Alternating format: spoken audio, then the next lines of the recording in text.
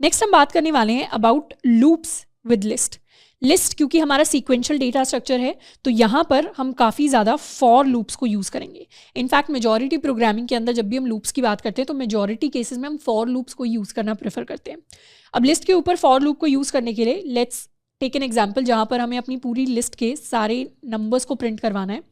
तो हम एग्जाम्पल ले सकते हैं अपनी इस लिस्ट का जिस पर हम लूप चलाएंगे। तो लूप चलाने के लिए we can simply write for value in nums.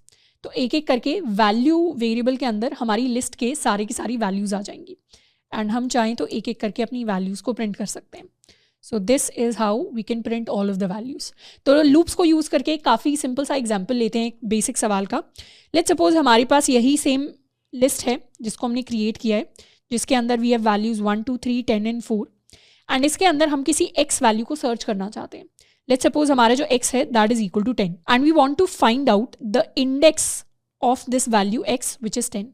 तो यहाँ पर लिस्ट के अंदर इंडेक्स क्या है, this is 0, this is 1, this is 2, this is 3। तो हमारा जो आंसर होना चाहिए that should be equal to 3। तो इंडेक्स को हम किस तरीके से फाइंड आउट करेंगे? बेसिकली इसको सॉल्व करने के लिए हम लूप्स को यूज़ कर सकते हैं। हमें पता है कि लूप्स की हेल्प से हम एक एक इंडेक्स पर जाकर वैल्यूज़ को चेक कर सकते हैं। तो हम क्या करेंगे, सबसे पहले इंडेक्स 0 पर जाएंगे। हम कोई भी वेरिएबल ले सकते हैं, इंडेक्स को हम अपने 0 से स्टार्ट कर सकते हैं। इंडेक्स 0 पर जाएंगे, एक फॉर लूप लगा लेंगे for value in numbers array और नंबर्स लिस्ट, और हम एक एक करके चेक कर सकते हैं कि हमारी ये जो वैल्यू है क्या ये हमारे x के इक्वल है। तो हर बार हम चेक कर सकते हैं if the value is equal to our x. अगर ये वैल्यू मैच नहीं करती तो उसके बाद हम नेक्स्ट इंडेक्स पर जाकर देखेंगे विच इज़ 1, फिर नेक्स्ट इंडेक्स पर जाकर देखेंगे विच इज़ 2। तो जब तक वैल्यू मैच नहीं करती हम क्या करेंगे, हम अपनी इंडेक्स वैल्यू को एक एक करके बढ़ाते रहेंगे। तो उसे प्लस इक्वल टू 1 करते रहेंगे और कहीं भी किसी भी इंडेक्स पर जाकर अगर ये वैल्यू हमारे लिए मैच कर जाती है तो वहाँ से हम अपनी इंडेक्स वैल्यू को प्रिंट करवा देंगे and we'll simply break out of the loop.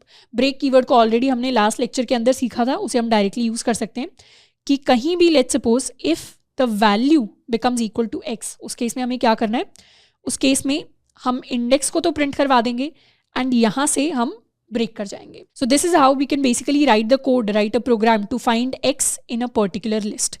इसे एक बार कोड के अंदर कन्वर्ट करते हैं।